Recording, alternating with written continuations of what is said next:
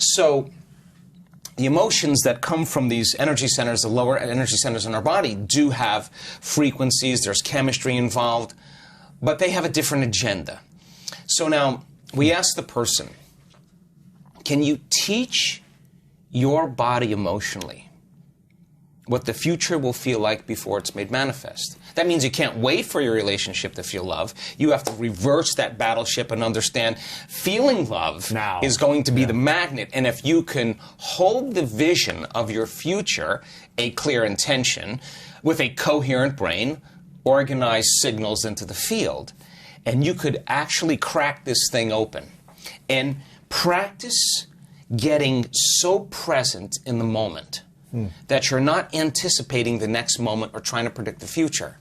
And you're no longer romancing the emotions of your past. You can find that sweet spot of the generous present moment. The familiar past is the known emotionally. The predictable future is the habituation of autopilot, being unconscious, and programs. Those are both knowns. There's only one place where the unknown exists. That's the present moment. So if you could work with your body to the point that it trusts you enough to feel so safe that you have conquered it in a certain way that it could actually relax into the present moment, and it's not worried about what's going to happen next or what's going on around you, or that you need to eat, you need to pee, you need to move. Right. You got beyond all your drives and you're ready to create. That moment where you're present, if you could begin to work with your heart and start to breathe and start to practice feeling love. In the beginning, it would feel foolish, or gratitude. Why would I feel love if it hasn't happened? Well, that's because you've been hypnotized into waiting for your world to change to feel the emotion from the experience. Wow. But according to the quantum model, your emotion ahead of the experience, when you combine that clear intention with the elevated emotion, and you feel love, your body's so objective that it's actually believing it's living in that future in the present moment. And your body now is beginning to change. You are beginning to change your biology to reflect what you're about to experience in your future. So the stronger the love you feel, the more altered you feel inside of you, the more you're going to pay attention to that picture in your mind. Stimulus, response, memory, emotion, thought, and feeling. But now you're remembering your future instead of remembering your past. And biologically, it's actually the same. How do we... remembering your future as opposed to remembering your past. Right. It's the same thing biologically. The body experiences it the same way by thinking and imagining something that hasn't happened yet, but it will happen. Okay, well... And imagining something vividly from the past that happened. Sometimes our brains trick ourselves in thinking it happened a different way, doesn't it? Yeah, but that's incidental. It's none of your business how it happened. In fact...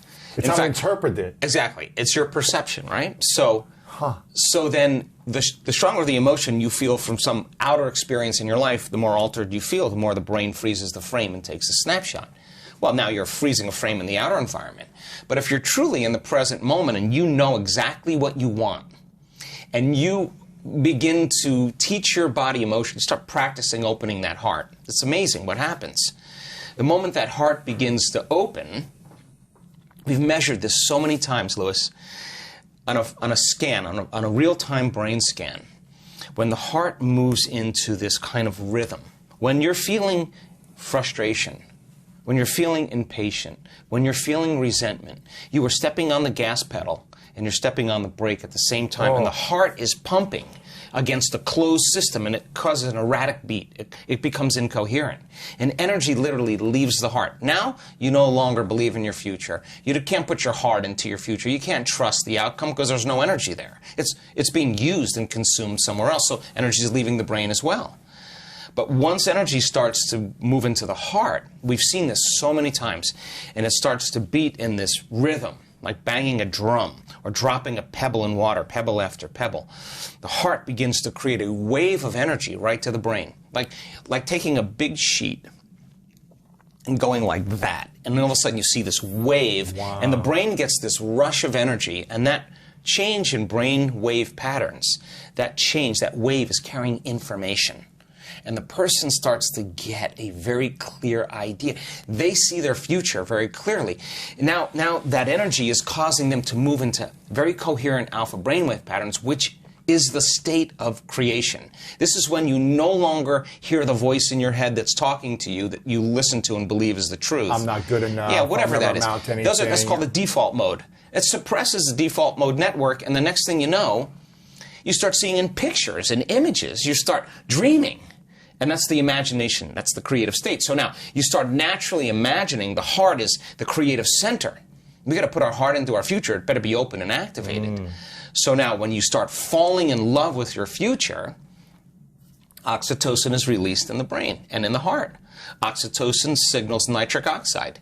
Nitric oxide signals another chemical called endothelial-derived relaxing factor. And just like when your sexual organs get filled with blood because you're aroused, the same thing happens here as it would happen somewhere else.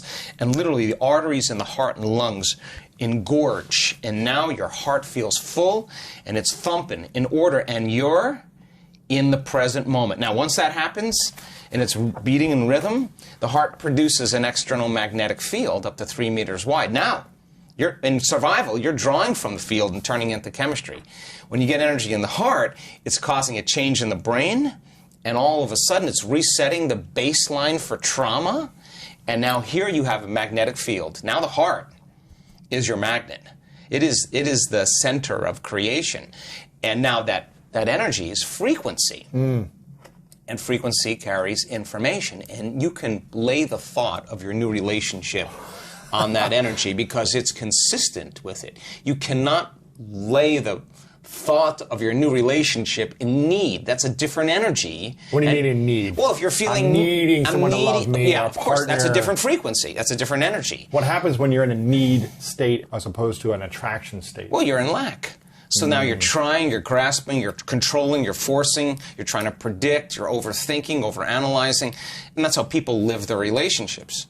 So then, if you are going to prepare your brain and body for a new relationship, then you would have to become love completely every day. And that signal then that you're sending out into the field can carry the thought of your health, your wealth, your relationship, or whatever.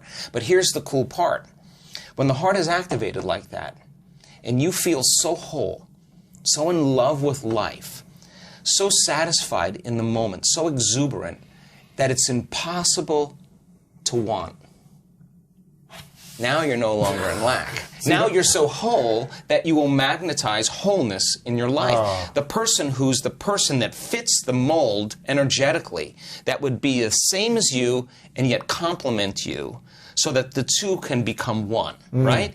And then, instead of in contrast, in union, you exchange information equal to that emotional state. In other words, people use each other to reaffirm their dependence on certain emotions. You have certain people you complain with about politics or whatever. They complain back about their lives, and you use each other to reaffirm, some type of belief or something. Belief about life. Emotionally, you have emotional agreements on things. Well, that emotion is energy, and energy is frequency, and frequency carries information. So you share the same energy, you share the same information, but that's what people do in their lives. But now, in a true loving relationship, when you're truly in your heart, then the question is, what would love do in the relationship?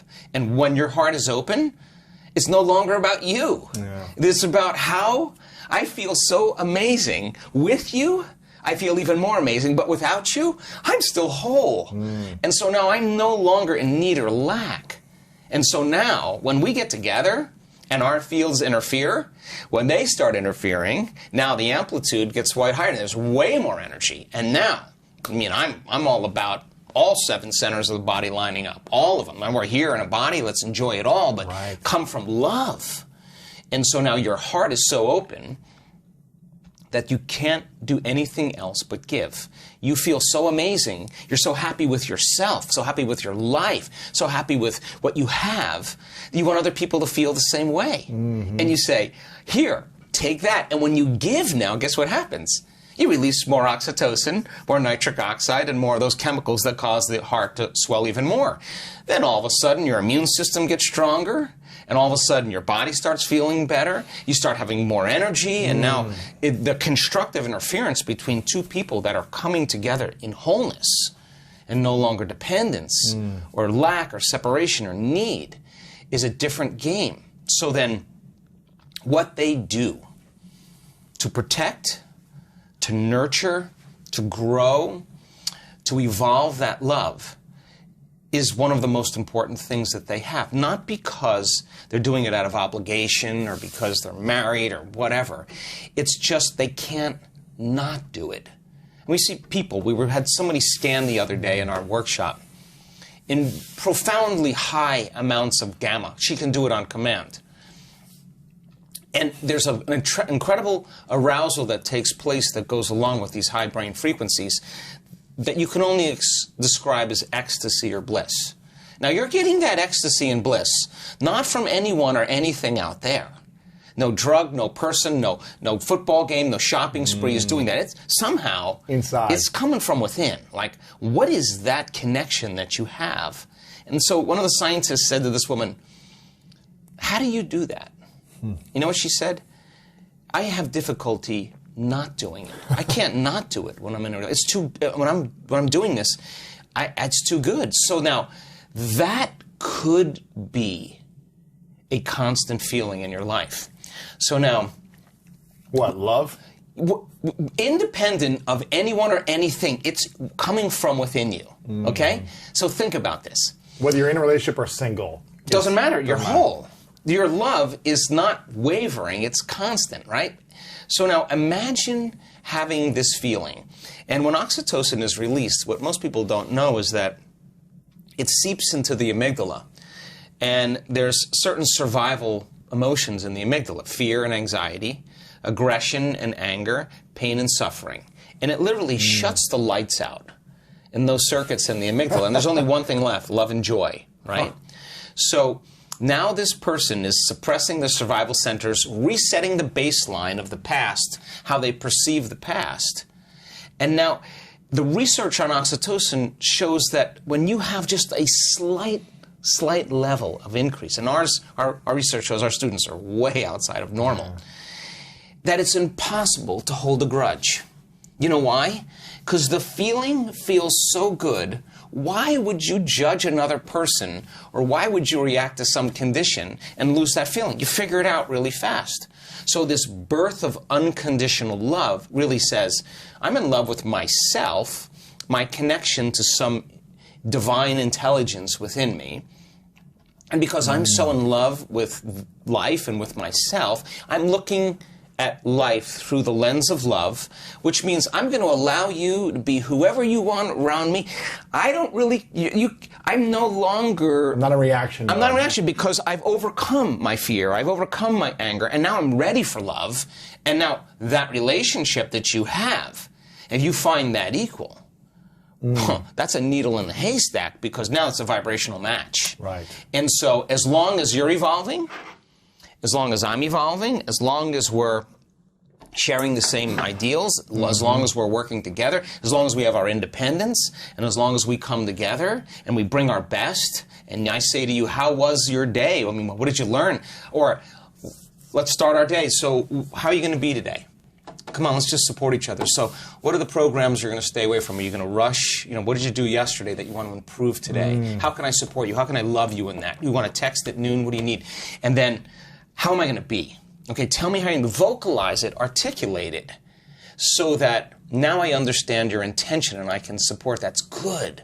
And so then, when the person can articulate it, what are they doing?